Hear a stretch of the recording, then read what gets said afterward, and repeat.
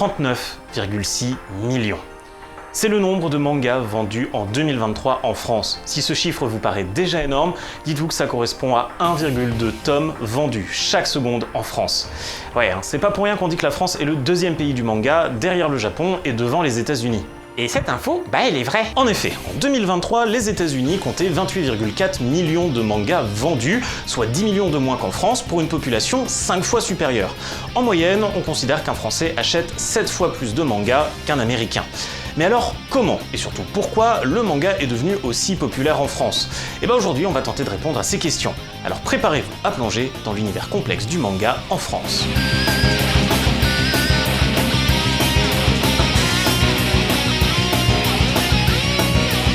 Ici Bola et Groin, bienvenue dans Popcoin, salut les gens. Bon, avant de savoir pourquoi le manga est aussi populaire en France, il faut déjà définir de quoi on parle quand on parle de manga. Et pour ça, je connais le spécialiste. Groin, va chercher tes lunettes.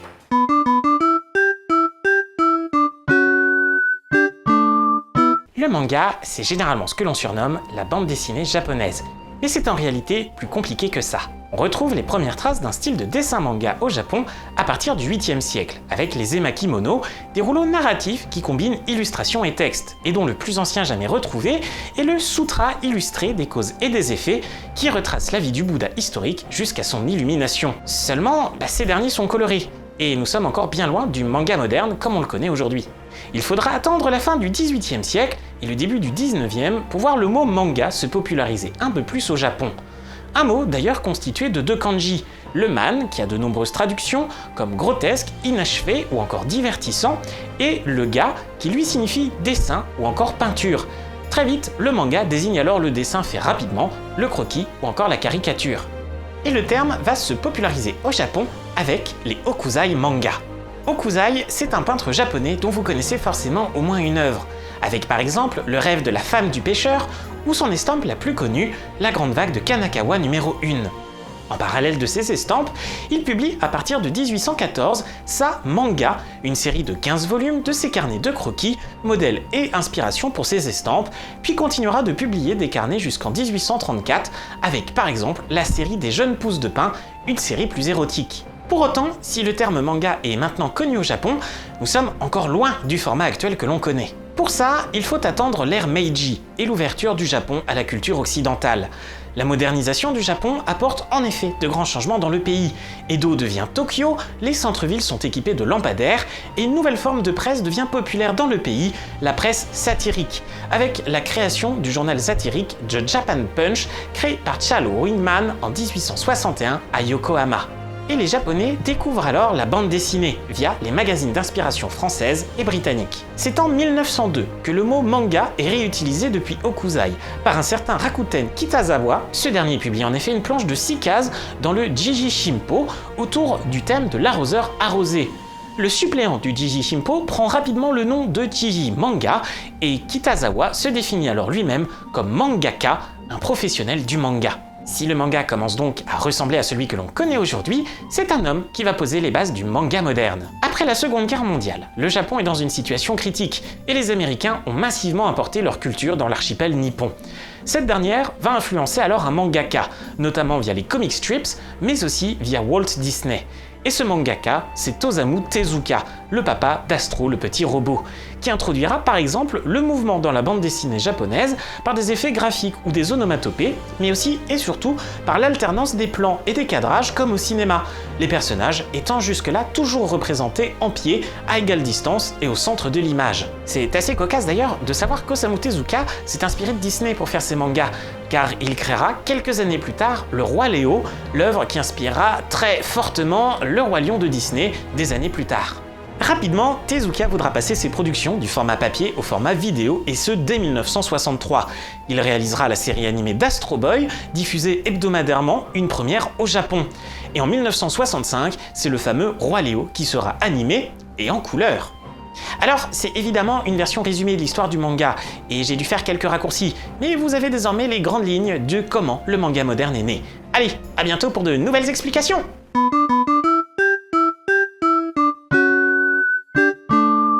Eh bien, merci professeur Groin pour ces quelques menues explications. D'ailleurs, si l'histoire plus complète du manga vous intéresse, je pourrais en faire une vidéo plus détaillée. Dites-le nous en commentaire. Alors revenons à notre sujet du jour, comment et pourquoi le manga est devenu aussi populaire en France? Quels sont les facteurs qui ont permis une telle croissance de ce dernier dans notre pays? Et si l'une des premières pistes de réponse tenait en 2 lettres?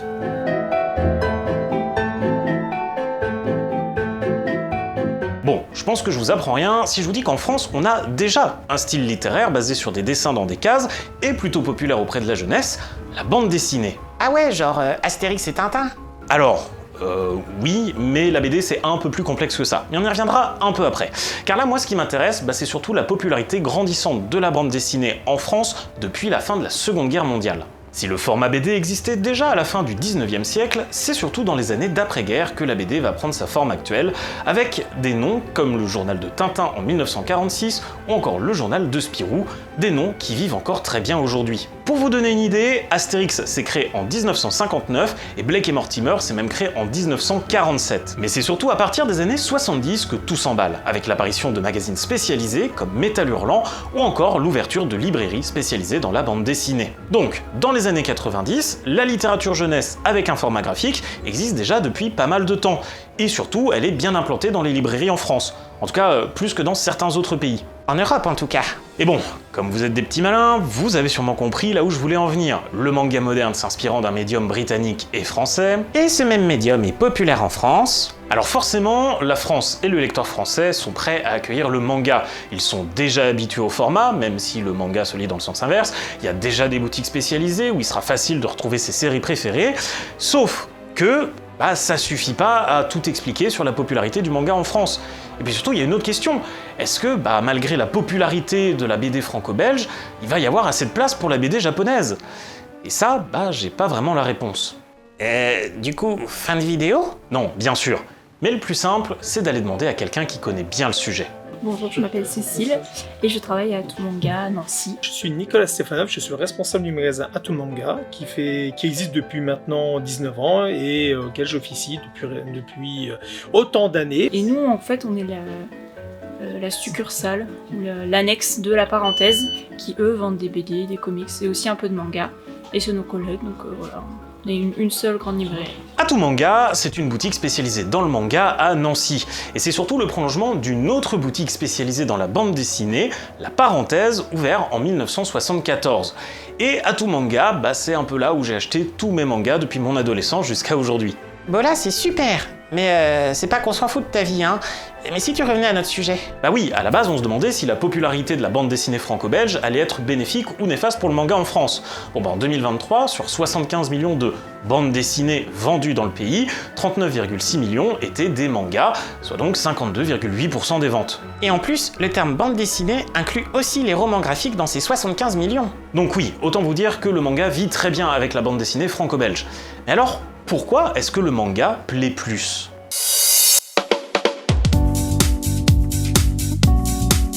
Alors, cette question, elle n'est pas évidente non plus. Mais quand on y réfléchit bien, on trouve déjà des premiers éléments de réponse. Mais surtout, le duel de la bande dessinée franco-belge face au manga, on peut le comparer à un autre duel, celui du film face aux séries. Une BD il est plus comme un film, un manga est plus comme une série. Tu as moins d'ellipses dans un manga. Quand on dit on va au resto, dans une BD, dans un resto, on discute, on mange. Dans un manga, on prend sa veste, on descend, on prend la bagnole, on se gare, on descend chez le resto, on rentre, on s'installe, on commande. Et pendant tout ce temps, on a discuté, qui permet d'avoir plus d'interaction, plus d'identification. Donc les gens s'identifient plus facilement dans le manga que dans la BD. Outre cette identification, le format série permet surtout de s'attacher aux personnages sur un plus long terme.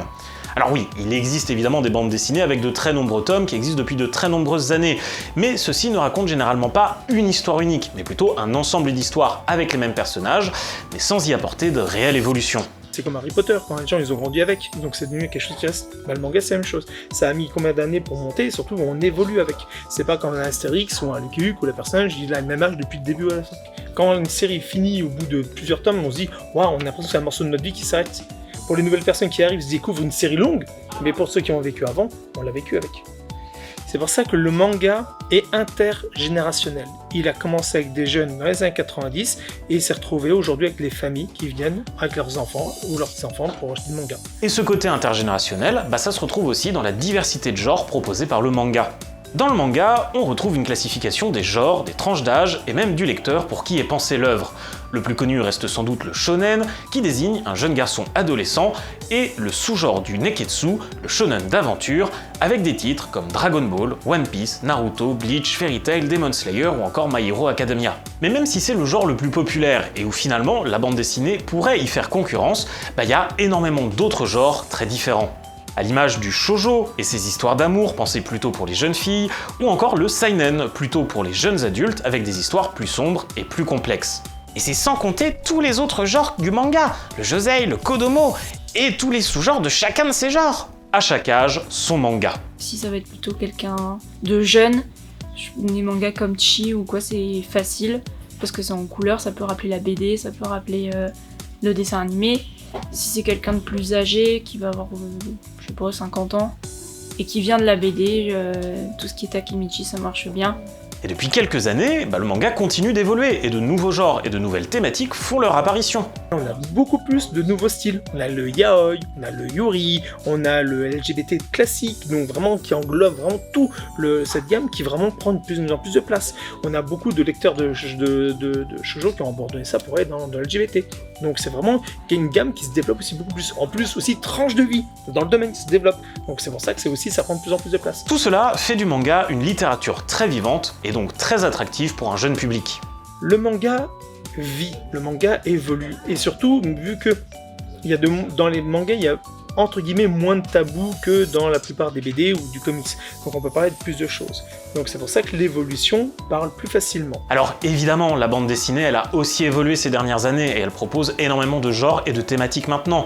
Mais dans les années 90-2000, la diversité du manga, c'est ce qui a fait sa force. Ouais, alors, attends, t'es bien gentil dans ton analyse, mais t'oublierais pas genre une autre raison de la popularité du manga ? Bien sûr que si, t'as raison, le format et le prix sont aussi des arguments en faveur du manga. Non, mais c'est pas ce que je veux. Il n'est pas rare que la différence entre un tome de manga et un tome de BD passe du simple au double niveau prix, sans compter le format de poche, qui permet de l'emporter plus facilement avec soi, et qui donc séduit plus facilement les jeunes lecteurs. Non mais vraiment, tu vois pas une autre raison qui explique le succès du manga en France ? Le truc qui a rendu le manga populaire ? Non, attends, comme ça... Si, d'accord, je vois de quoi tu veux parler, ce petit truc là, oui, d'accord.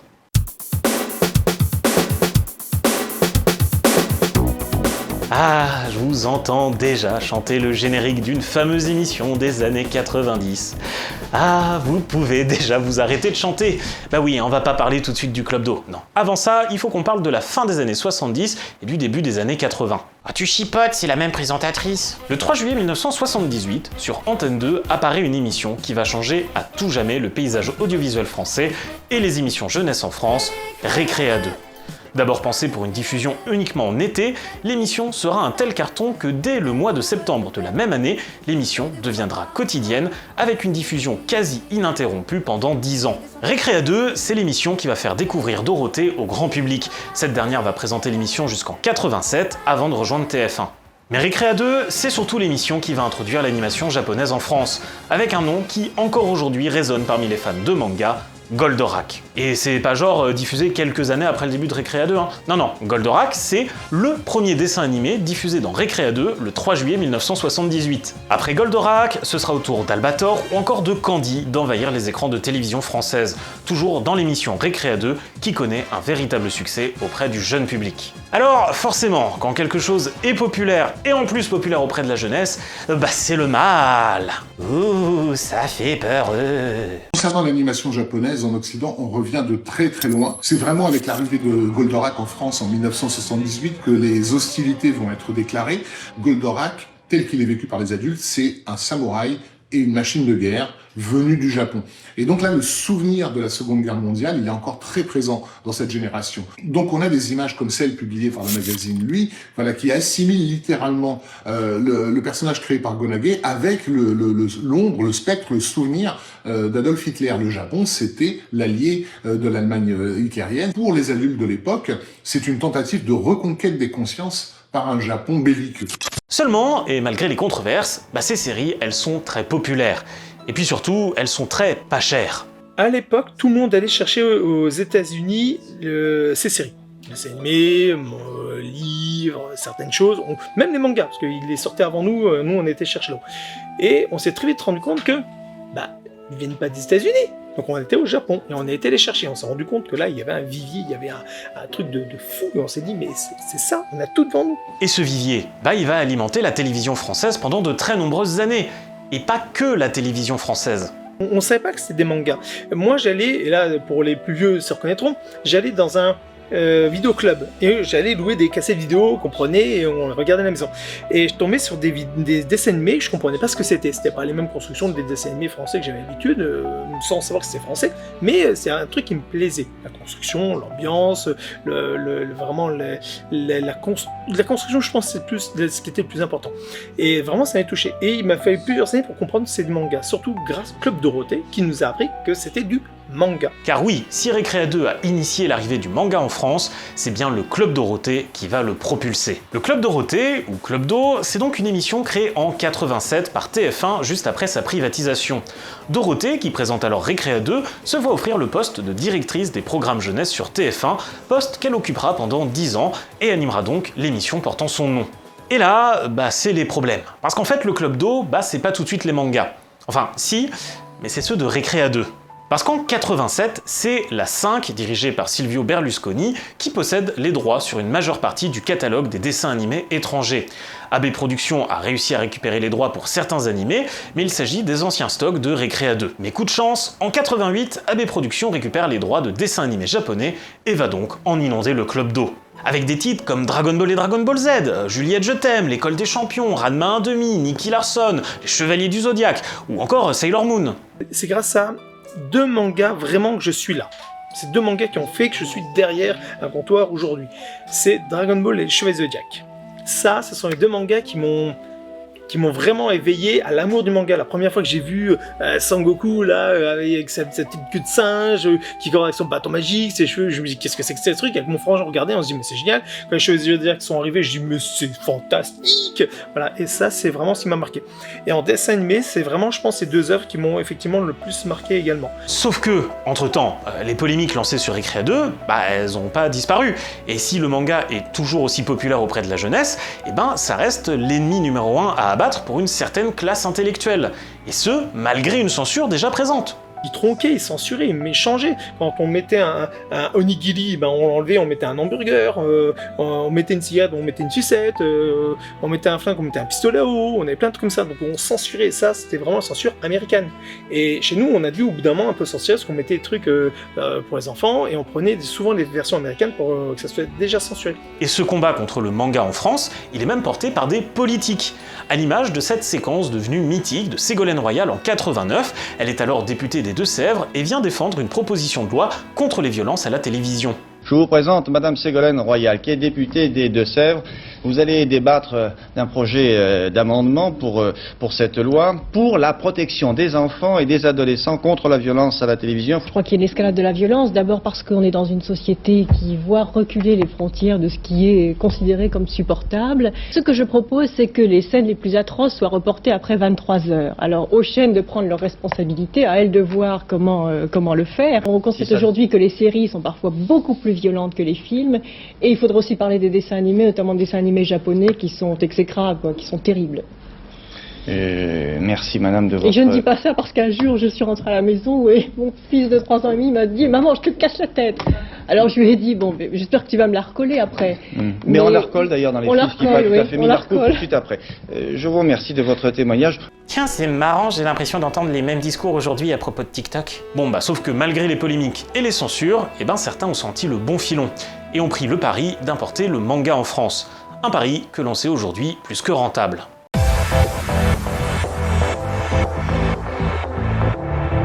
Alors, effectivement, en 2005, mon ancien patron, Jacques Pierre, a décidé de créer une succursale spécialisée manga afin de développer le manga sur Nancy, puisqu'il était l'un des premiers vendeurs de manga en France. Il était vraiment précurseur dans son domaine et il a eu l'instinct de se dire c'est l'avenir actuellement, c'est un pôle qui va vraiment se développer. Alors, oui, le Club Do et Récréa 2 avant ont introduit et donc popularisé cet univers auprès des jeunes spectateurs. Ces deux émissions, elles ont créé un terreau fertile qui, arrosé par une culture de la bande dessinée franco-belge, avait toutes les chances de donner naissance au succès du manga chez nous. Très vite, le manga est finalement devenu une culture populaire, avec des lieux spécialisés pour les fans pour se réunir. La première Japan Expo date de 1999 à Paris, et très vite, d'autres conventions verront le jour un peu partout en France. On est partenaire depuis que je suis ici, donc depuis 2005 avec Animest. Moi personnellement, je travaille depuis 2004 avec Animest. Je les ai aidés, j'ai travaillé dedans, j'ai participé à la création, j'ai participé à la mise en place, j'ai participé aux premiers invités. Et en 2010, j'ai commencé à avoir ma première boutique avec eux, vraiment dans ce stand là-haut. Et donc depuis 2010, j'ai mon stand à l'Animest et ça fait 14 ans que je vais à l'Animest avec la boutique et j'ai mon stand là-haut. Je faisais aussi Seiyuu à Épinal, je faisais le Matsuri sur Nancy, on a fait le Parc des Expos, il y a Sakurai's et 2-3 petits trucs qu'on fait ça arrive de temps en temps. Je fais aussi avec Kinépolis, je fais tout ça pour le magasin et je travaille aussi moi personnellement avec des événements. Avec les conventions, le manga n'est plus juste qu'une lecture, qu'une passion, ça devient aussi une excuse pour sortir, rencontrer d'autres fans, créer un sentiment de communauté. C'est un véritable phénomène de société. Un phénomène qui, par ailleurs, continue toujours d'inquiéter le monde des adultes qui ne voient dans le manga qu'un outil de perversion de la jeunesse. Beaucoup de fans de manga viennent à Japan Expo déguisés dans le costume de leur personnage préféré. Il y a même un concours pour l'élection du meilleur déguisement manga. Cela s'appelle du cosplay. C'est un des événements du salon.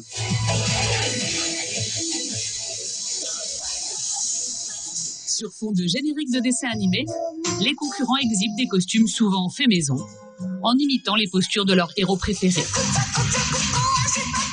Nous sommes en pleine régression. Sauf que, malgré les efforts répétés et constants des médias traditionnels pour dénigrer le manga en France, du côté des ventes, ça continue de grimper. Alors ça fait une vague. Ça fait une vague limite du tsunami. On a eu, si tu veux, en 20 ans, c'est un peu compliqué, accrochez-vous parce que c'est technique. On va avoir, en fait, si tu veux, dans les années 90, le manga qui montait progressivement. Il ne montait pas exponentiellement, mais progressivement. On se rendait compte que de plus en plus ça montait, de plus en plus il y avait quelque chose qui attirait derrière. Dans les années 2000, c'est là où ça commençait vraiment à prendre un certain boom. Et tous les éditeurs se sont dit, c'est maintenant, il faut attaquer, il faut le faire. Sauf que en 2008, on a eu la crise économique. Et ça s'est pété la gueule. Il y a eu limite presque une librairie sur 3 qui a fermé ou qui en a pris cher. C'est pour ça que l'univers du manga, c'est vraiment un tremble à ce moment-là. Et il a fallu attendre 2013 pour qu'on revienne à équivalence de 2008. 2008 qui était une belle année pour l'époque. Et à partir de là, 2014-2015 a vraiment monté. C'est là où on a dépassé le 2008 et ça a commencé à monter vraiment, mais là non plus progressivement, mais exponentiellement. Le manga n'a donc jamais cessé de progresser en France, car même pendant la crise de 2008, où il a failli disparaître, les fans se sont provisoirement tournés vers des solutions moins chères, via par exemple les scans, les animés, ou encore les fansubs. On a aussi bien le Club Dorothée qui a joué à l'époque, on a aussi bien les grandes séries, et il ne faut pas se cacher, Internet avec les fansubs qui ont énormément contribué à ça, parce que le manga a failli mourir en fin 90, et qui a permis à ce que le manga soit là aujourd'hui. Ils ont une place très importante dessus. C'est pour ça qu'il ne faut pas cracher non plus sur le fansub, parce que ça a contribué. Certes, l'abus, on pense ce qu'on veut, mais il y a de l'abus autour de ça, mais ça a permis à mettre ça. Surtout pendant la période où le manga fait disparaître. Et encore aujourd'hui, les mangas et les animés, via Internet, sont liés. Et les animés peuvent parfois avoir un impact sur les ventes de mangas. Alors, oui, mais ça dépend de beaucoup de choses. Ça dépend de la qualité aussi. Parce qu'il y a des œuvres, même si ça sort en animé, ça ne démarre pas du tout. La Voix du Tablier, qui a très bien marché à ses débuts, l'animé est sorti, on s'est dit « Waouh, c'est trop bien !» J'ai regardé, j'ai dit « C'est quoi ça ? Qu'est-ce que c'est que ça ?» Franchement, non, ça n'a pas du tout été. Des trucs comme Demon Slayer. Demon Slayer, ça a été le plus gros flop en France. Il n'y a pas pire flop que Demon Slayer. Demon Slayer, à sa sortie, dans le nom des Rôdeurs de la Nuit, chez Panini, ça a été l'un des pires flops. L'animé a tellement cartonné que ça met plus qu'une cartonné, ça a tellement cartonné en animé qu'ils ont dû, quand à l'époque on l'avait ici, on voyait nous, les gens au début, on se traînait limite, moi c'est là, mais quand l'animé est sorti, ça a tellement cartonné qu'ils se sont dit, allez, on tente. La première semaine, ils avaient déjà vidé tout ce qu'ils avaient imprimé. Ils ont dû faire en urgence et même trouver des imprimeurs pour le faire, c'est une galère. Ils ont galéré pour. Mais on a des trucs comme Tokyo Revenger. Tokyo Revenger, qui a bien démarré, c'est vite pété la gueule, et l'animé, ça a redémarré. Il y a pendant une période de Noël, où ça a tellement monté qu'on n'en est même plus à Noël. Il a fallu attendre 4 mois pour des rééditions pour les avoir. Ça a été une catastrophe. Tout le monde en voulait, tout le monde les cherchait. Et on dit toutes les 2 minutes, limite, c'est nous on n'en a pas. Donc c'était fou. Maintenant, aujourd'hui, Tokyo Revenger, voilà, c'est une série moyenne en termes de vente, comparé à ce que c'était quand l'anime est sorti. Et d'autres, comme je disais, même si c'était un anime qui sort, on n'entend pas plus. Le manga, il tire sa force de sa pluralité. Le manga, au final, c'est une pluralité de médias. C'est le livre, c'est l'animé, c'est le jeu vidéo, c'est les fanarts, je pense que le fait que ce soit un tout, ça le rend attrayant. Et c'est comme un roman, comme une BD, il y a tous les genres. Donc les gens qui aiment à fond les romances, le manga, ça marche super bien. Ou qui préfèrent la baston, au final, c'est quand même très dynamique. Enfin, je trouve que c'est rare quelqu'un qui n'aime vraiment pas les mangas, ou alors c'est peut-être parce qu'il a pas envie d'aimer les mangas, mais ouais, je pense que c'est pour ça, parce que c'est une pluralité au final de choses. Et c'est assez notable avec la crise du Covid, où malgré la fermeture des boutiques, le manga a continué de vivre en France. Aucune librairie s'est trouvée dans la dèche de manga, je parle bien, entre 2021 et 2022. Ça a été des chiffres qu'on n'a jamais vus. C'est des choses que jamais on reverra. Donc quelques années certes, mais c'est un truc de fou. Aujourd'hui, on revient à quelque chose de plus classique et plus par rapport à la situation certes, mais l'évolution du manga fait que ça ne fait que monter. Si on enlève 2021-2022, si on prend la ligne continue toujours à monter. Après, on va voir comment ça va évoluer par la suite. Mais le manga, oui, a une place très très forte et surtout une place familiale. C'est pour ça que ça ne peut pas disparaître comme ça. C'est comme à l'époque dans les BD, dans les années 70, on disait que c'était de la sous-lecture. Le manga, c'était de la sous-lecture. Les comics étaient de la sous-lecture. Et aujourd'hui, on retrouve de tout chez tout le monde. Aussi bien les bibliothèques, les médiathèques, les CD, etc. En plus de 30 ans, le manga n'a fait qu'évoluer vers le haut en France. Alors si dans les années 90-2000, un début d'explication, c'est le club d'eau et Internet, qu'en est-il aujourd'hui ? Quels sont les facteurs qui continuent de rendre le manga autant populaire ?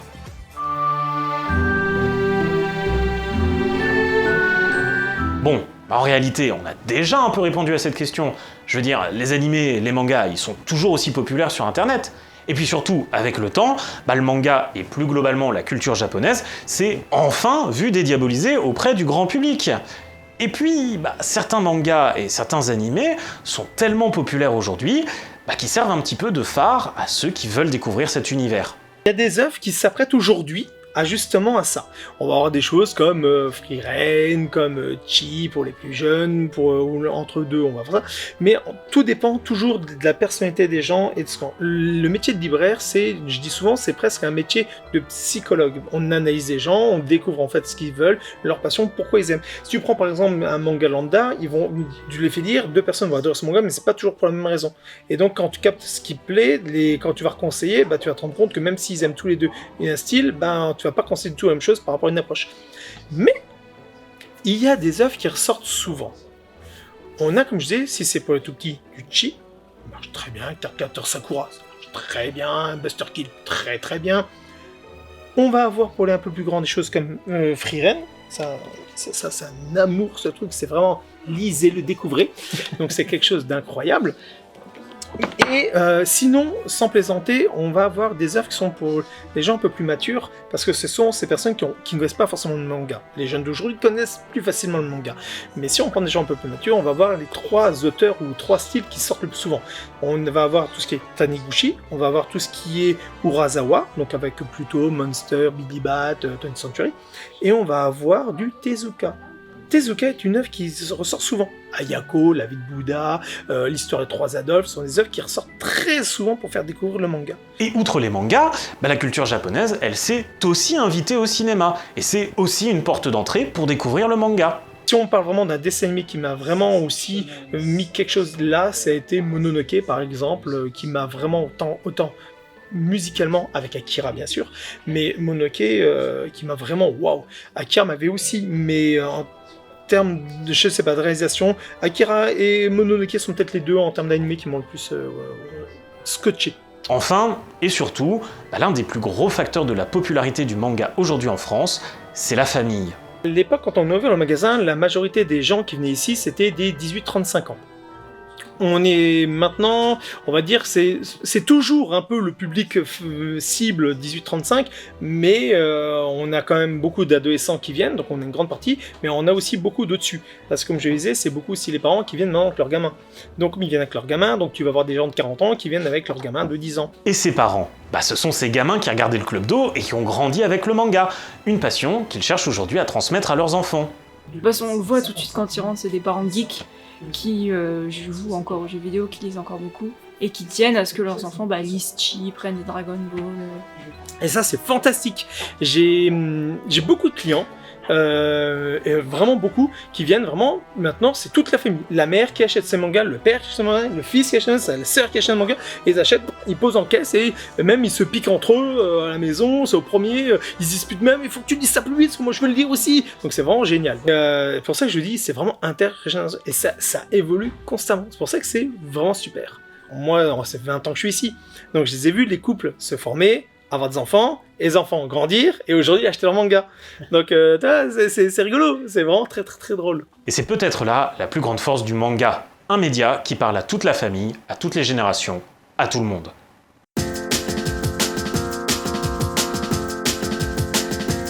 Alors, pour résumer, si le manga est aussi populaire en France aujourd'hui, c'est pas dû à une seule explication, mais plutôt à une combinaison de facteurs. La culture de la bande dessinée franco-belge et ses boutiques spécialisées qui ont permis très tôt l'implantation du manga en France. Le Club Dorothée et Récréa 2 avant qui ont introduit les animés. Et puis la culture d'internet et les conventions qui ont permis de créer une véritable communauté autour du manga.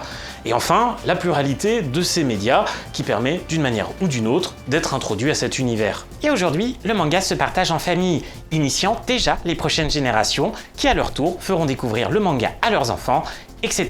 etc. Oui, clairement, le manga a encore de très beaux jours devant lui en France.